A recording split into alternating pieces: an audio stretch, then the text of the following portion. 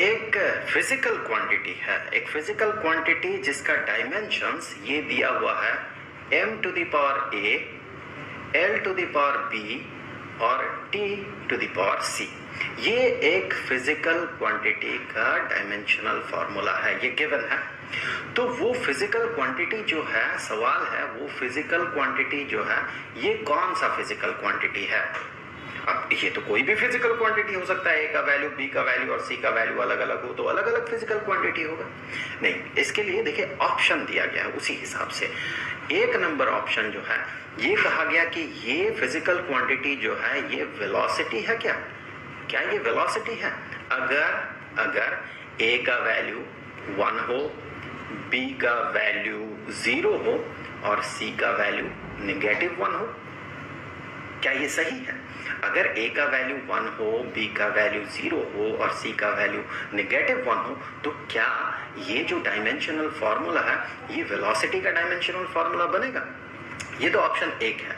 इसी तरह से और भी 3 ऑप्शंस हैं। तो पहले ऑप्शन से लिख लेते हैं। सेकंड ऑप्शन क्या ये एक्सीलरेशन है? एक्सीलरेशन है।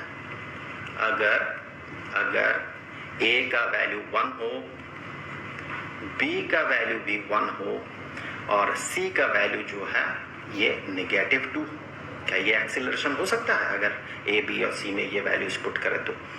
3 नंबर ऑप्शन ये है कि क्या ये फोर्स है? फोर्स है।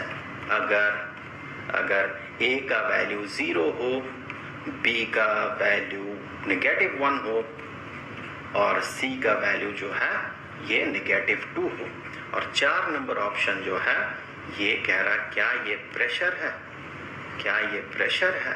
if a का वैल्यू 1, b का वैल्यू -1 और c का वैल्यू -2 हो तो चलिए हमें एक एक करके टेस्ट करना होगा। सबसे पहले तो वेलोसिटी, a का वैल्यू 1 पुट करते हैं यहाँ पर, so m to the power 1, b का वैल्यू 0 पुट करते हैं, l टू द पावर 0 और c का वैल्यू -1 तो t टू द पावर -1। क्या आपको लग रहा है कि ये वेलोसिटी का डायमेंशनल फॉर्मूला है? क्या वेलोसिटी के डायमेंशनल फॉर्मूला में मास आता है? नहीं आता है। वेलोसिटी का यूनिट देखें मीटर पर सेकंड। सो इसका जो डायमेंशनल फॉर्मूला होगा ये होगा लेंथ टू द पावर 1 और टाइम टू द पावर -1। ये होगा वेलोसिटी का डायमेंशनल फॉर्मूला। ये तो होगा नहीं, सो ये नहीं होगा। सो ऑप्शन 1 जो है ये गलत है। दूसरा देखिए एक्सीलरेशन में a टू द पावर 1 ये सारे वैल्यू पुट करके देखिए, m to the power 1, b का वैल्यू भी 1, so l to the power 1 और t टू द पावर -2। क्या ये एक्सीलरेशन होगा? वंस अगेन एक्सीलरेशन में भी मास नहीं आता है, सो एक्सीलरेशन में भी नहीं होगा। ये फोर्स अब ये वैल्यूज पुट करें, a का वैल्यू 0, यहाँ b का -1, इसी तरह से c का -2 पुट करें। So m to the power 0, l to the power -1 और t टू द पावर -2। देखिए फोर्स में मास आता है, आपको याद होगा लास्ट पार्ट में हमने डिराइव किया है। So force is mass into acceleration, तो इसमें मास आता है। सो यहाँ पर देखिए मास का पावर 0 है, m टू द पावर 0 है, सो ये फोर्स भी नहीं होगा। प्रेशर चेक करके देख लिए, लास्ट ऑप्शन ऑब्वियसली यही सही होना चाहिए, फिर भी हम एक बार चेक कर लेंगे। सो यहाँ पर क्वेश्चन के हिसाब से, ऑप्शन के हिसाब से m टू द पावर 1 होगा और l टू द पावर -1 होगा और t to the power -2। Pressure हमने लास्ट पार्ट में डिराइव किया था ना, यही था उसका डायमेंशनल फॉर्मूला। फिर भी वंस अगेन एक बार फिर से हम कर लेते हैं प्रेशर के लिए। Pressure is equal to force divided by area. Force का डायमेंशनल फॉर्मूला है mass to the power 1, length to the power 1 और टाइम टू द पावर -2 और एरिया का जो डायमेंशन है ये है लेंथ टू द पावर 2। अब इसे एक साथ लिखेंगे तो m to the power 1, l to the power 1 और डिनोमिनेटर में l टू द पावर 2 है, so l to the power -1 और t to the power -2, so t to the power -2। ये हो गया प्रेशर का डायमेंशनल फॉर्मूला जो कि आपको यहाँ पर दिख रहा है, देखिए ऑप्शन में बताया गया। So this is the right answer. अब ये जो क्वेश्चन है ये 1993 में पूछा गया है। देखिए क्वेश्चन को मैं बहुत छोटा बना दे रहा हूँ, जितना आपको आपको ज़रूरत है, जितनी चीज़ों की ज़रूरत है मैं सिर्फ उतना ही बता रहा हूँ। जो डिटेल्स में बहुत सारी चीज़ें इस क्वेश्चन में बताया गया जो कि इस क्वेश्चन को सॉल्व करने के लिए ज़रूरी नहीं है, उन चीज़ों को मैं एक्सक्लूड कर दे रहा हूँ। यहाँ पर जो फॉर्मूला है वो ये है कि ईटा द कोएफिशिएंट ऑफ विस्कोसिटी, फिर से बता दूं इसके बारे में आप सेकंड हाफ में 11th के सेकंड हाफ में जाके पढ़ेंगे, is equal to some kind of pressure difference. P is pressure difference है बेसिकली, ऑब्वियसली इसका यूनिट या डायमेंशनल फार्मूला इस प्रेशर डिफरेंस का प्रेशर के ही डायमेंशनल फार्मूला के बराबर होगा, into R squared, R radius है जो कि लेंथ है ऑब्वियसली, माइनस एक्स एक तरह का डिस्टेंस है। देखिए मैं डिटेल्स में नहीं कह रहा हूं वरना सवाल आपके लिए कॉम्प्लिकेटेड लगेगा, सिर्फ उतना ही मैं बता रहा हूं जितना आपके लिए जरूरी है।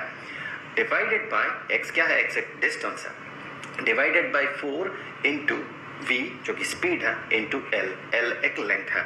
बेसिकली एक पाइप के थ्रू अगर कोई ऑयल या कोई विस्कस फ्लूइड फ्लो करता है तो उसका कोएफिशिएंट ऑफ विस्कोसिटी पता करने के लिए ये फॉर्मूला यूज किया जाता है। यहाँ पर L जो है, L इस पाइप का लेंथ होता है और ये R जो है इस पाइप का रेडियस होता है, और भी बहुत सारी चीजें हैं, मैं उन्हें एक्सक्लूड करूंगा। तो अब आपको पता करना है ये जो ईटा है इसका डायमेंशनल फार्मूला क्या होगा। इससे पहले भी हमने ईटा का डायमेंशनल फार्मूला पता किया है, वैसे इस क्वेश्चन के हिसाब से, इस डेटा के हिसाब से अब हमें पता लगाना है। मैं एक बार लिख लेता हूँ, P क्या है, P इज प्रेशर, और R क्या है, R रेडियस है तो ऑब्वियसली ये एक लेंथ हो जाएगा। X क्या है, एक तरह का डिस्टेंस है, कैसा डिस्टेंस है वो अभी आपके लिए उतना जरूरी नहीं है। और V जो है, V है वेलोसिटी या स्पीड कह सकते हैं आप, वेलोसिटी, और ये L जो है ये एक तरह का लेंथ है, L जो है लेंथ है। अब आपको इसका डायमेंशनल फार्मूला पता करना होगा। सो इस फार्मूला के हिसाब से प्रेशर का, सबसे पहले चलिए प्रेशर का डायमेंशनल फार्मूला पता कर लेते हैं। प्रेशर का डायमेंशनल फार्मूला होगा pressure is equal to force divided by area. Force का डायमेंशनल फार्मूला है m to the power 1 l to the power 1 t to the power negative 2 divided by area l squared हो जाएगा। सो ये बन जाएगा m to the power 1 l to the power negative 1 t to the power negative 2। so ये pressure का dimensional formula है। और क्या चाहिए होगा, v के लिए डायमेंशनल फार्मूला, चलिए यहाँ पर लिख लेते हैं। v के लिए डायमेंशनल फार्मूला जो है ये होगा, v का unit metre per second, so length to the power 1 और time to the power negative 1।